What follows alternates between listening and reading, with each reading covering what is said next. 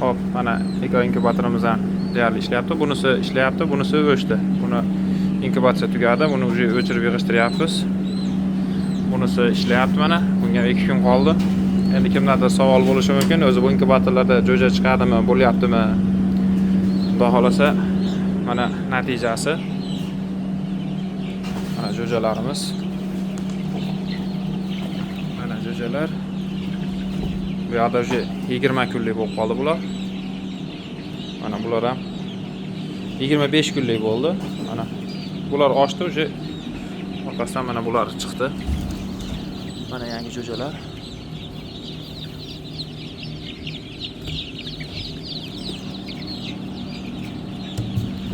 Xolasa bu apparatlarimizda 80-85%, agar tuxum yangi bo'lsa 90% gacha chiqyapti.